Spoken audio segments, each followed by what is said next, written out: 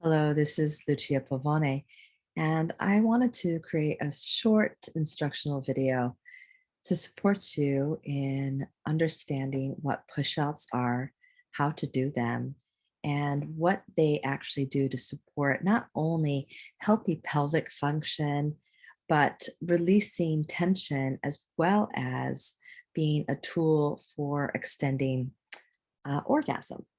So, pushouts. Well, many of us know about something called Kegels. Now, Kegels were invented primarily for incontinence to strengthen the pelvic floor, tighten what's called the PC muscle. And I have my little model here. The PC muscle is actually a muscle that wraps around the vaginal opening, then around the anus, almost like a figure eight. Now, that helps you to hold in your bodily functions. When we're babies, our PC muscles are actually really loose and, they're peeing and pooping everywhere. So, this is important, right, to have this function of, our waist cycles supported in that way. But when it comes to our sexuality or our internal structures, the PC muscle is not actually associated with our vaginal walls. So this is something very important to think about. You know, over time, Kegels were actually known to somehow have better produce better orgasm. Now, this wasn't necessarily orgasm in a woman, but this was climactic orgasm for a penis. Now, this is because when you enter through the introitus, there's a really tight feeling, but inside, nothing's really happening. Now, is this true? Is this not true? I know that the Kegels that were done originally were not meant for sexual health and wellness necessarily, nor were they meant for orgasm. They were meant for incontinence and supporting the proper, um, preservation of the urethra and the whole area there. So, what happens when you're doing Kegels? And Kegels are you're tightening, tightening, tightening, you're squeezing. Most of us are going through our daily life tight and tense as it is. So, as you're introducing Kegels, be very, very aware that you're actually tensing your body and you're bringing a lot of tension to the area. So, if you have a pelvis that is already tight, you're just going to continue to bring tension to that area and constrict the blood flow, which you need. You need in order to expand, relax the tissue, and expand the area into softening and allowing for healing. So the opposite of Kegels are what's called pushouts. Now, I learned pushouts close to 20 years ago, and pushouts were something I learned as a way to relax and bring blood flow to my genitals. Now, I was in the process of studying extended orgasm, full body extended orgasm, where in fact, this, orgasm looks something like contract, contract, contract, contract, and then achoo, like that's a climax actually. So it's what happens at a climax. You contract till you can't contract anymore. And when your body involuntarily releases, blood flow comes to the pelvic area, to the clitoris, to all the nerve endings, and then you have that sensation swipe through your whole body. That's what the feeling of climax feels like. So there's a tension and then there's a final release. It flows in your body. You don't necessarily have to have ejaculation or squirting, but it's an energy that moves through you. Now, here's the thing. You can actually have this sensation move through your body without contracting. And by relaxing your body, you can bring blood flow to the area of your genitals, including your clitoris and your nerve endings. And by pushing out, your body can continue to move that energy. Your clitoris will continue to contract and you'll start to feel like a euphoric feeling. So there's an inner apothecary, the inside chemicals of your body that are being activated, as well as a relaxation state that is happening in your genitals. Now, how do you do push outs? Well, You want to set up a really relaxing space. So my favorite place to do push-outs is really on the bed. I lay back and put some pillows under my leg. Sometimes I like to put soft music on. I like to engage my senses, all of my senses. So maybe a little bit of water or something good to drink, some chocolate, something that just has me feeling relaxed. And I love to start out by rubbing my hands together, just creating like some warmth in my hands, and then just giving my body some gentle caresses, just to like bring awareness to my skin, to my forehead, my arms, and even my genitals. You can use your hands just to place a hand right on top of your genitals and feel that. Now, push-outs are not just for people with vulvas, they're also for people with an anus and a penis. So if you have a penis, you'll be doing this through your anus and actually supporting not only your pelvic health, but your prostate health as well. It's a little bit different, so you have to be very aware of what you're putting in your anus, because you don't want to put anything up there that could get lodged up there. So what do I use for push-outs? Well, what I learned, it was with a plastic travel bottle, but that is long since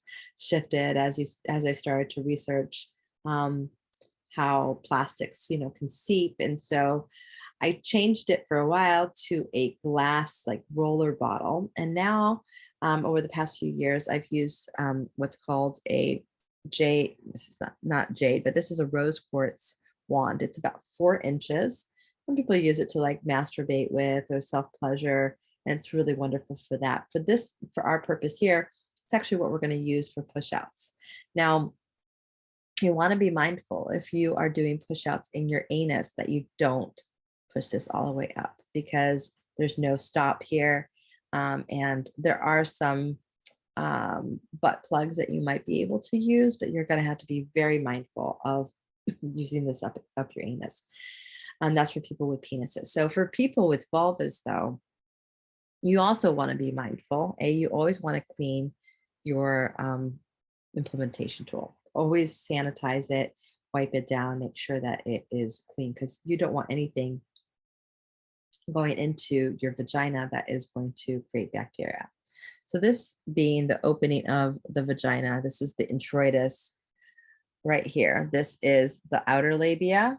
I'll give you a little anatomy lesson while we're here. Outer labia, the inner labia. Let's see, they're folded open in this model. The clitoral hood's retracted in this model. This is the clitoral glands. You can see it's like a little pea size. Up here on my side here is the left-hand quadrant, which has got the most pressure-sensitive nerve endings. The urethra is going to be right inside here. You can see maybe the urethra sponge poking out just a little bit here. And then down below, we have the perineum and then the anus down here. Okay, so when you're doing push-outs, you're actually going to be inserting this wand right into your vaginal canal slowly. You're going to be laying down. You're going to insert this in maybe like to here. And then you're going to practice pushing out. Hope that worked for you. And you might not be able to push out at first, because the inside of the vagina kind of looks like a big balloon when it's not engorged. Okay, so you could see the penis or something, any kind of thing that enters, if you do Kegels, might be tight here, but the minute you enter it, it's going to be like kind of a big balloon. So what happens with push-outs is that you're pushing the blood into the vaginal canal. So it's going to look more like a nice cushiony place that's soft. And the entrance to the vagina is actually going to be a little bit more open. So you could see it becomes much tighter in there, which is where you want it to feel tighter, especially if you're having intercourse or putting things in. Here, it's just tight on the outside, but in here, there's no sensation where you'd want to actually feel it. No sensation touching your walls, vaginal walls.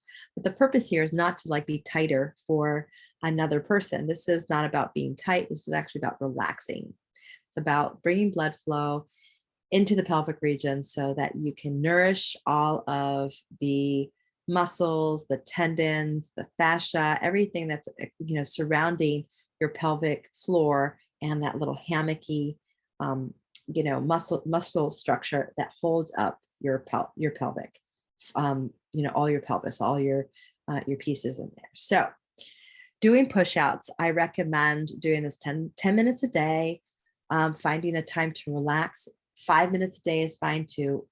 3 minutes a day is fine. Pushing in, pushing out, pushing in, push it in, and use your muscles to push out. At first, you might feel like you're squeezing, but when your pelvic muscles or your vaginal muscles, there's like 3 groups in there, start to actually activate and move, you're going to start to ease into being able to push out effectively. And you're going to start to feel that, that pulsation and the calmness within your genitals. So that being said, what are some of the benefits to doing these push outs? Well, as you're doing them, you might notice a euphoric feeling. You might actually feel those small little rolls as if you're having little mini climaxes. You might just feel more engorgement within your genitals, and you're going to be bringing awareness to your genitals. So spending some time every day focusing on your genitals is super important, especially if you are on a healing journey with your genitals, or you're wanting to have more pleasure in general around your genitals. Okay, a little recap. You're going to be doing push-outs every day. You'll notice over about 6 months to a year that your body is going to become much more relaxed. Your pelvic, your interior vaginal walls are going to become much stronger, but they're also going to become more sensitive because there's going to be more blood flow in your genitals. If you have a penis and you're doing this through your anus, you want to be mindful of not inserting this all the way into your anus because there's no ending. Where can you get one of these rose quartz wands? I got mine from a private gem dealer that I knew I trusted for like high quality. So you want to look in different spots. I found some on Etsy.com. Type in rose quartz 4-inch crystal wand. You don't want one that is very big. You can see that this is very small. Here, how can I measure? I wish I had a penny with me. This is a small rock, and you can see it's smaller than this rock. This is about a quarter size. And so you can see that this is more like a dime. Okay, one end's more like a dime and one end's more like a penny. So very small, because you want the muscles in your vagina being what's working and pushing out. So push outs feel like an opening. Kegels feel like a contraction. That's the difference. Another way to see if you're doing this right, if you've ever had your period, and you've had a tampon inside, and then you go to sit down on the toilet and all of a sudden you feel that tampon come out, that is kind of what a push out feels like. It engages and opens up effortlessly and allows for your body to relax completely. So enjoy your push outs. Know that everyone starts slow and this builds. Practice makes perfect. Okay. You're perfect the way you are. Let me take that back. You're perfect the way you are. Practice, progress, and change are part of your perfection. So keep on practicing, and you'll notice that you're going to continue to be perfect either way. This is Lucia Pavone, and enjoy this video. Hope you enjoyed this video and learning about push outs.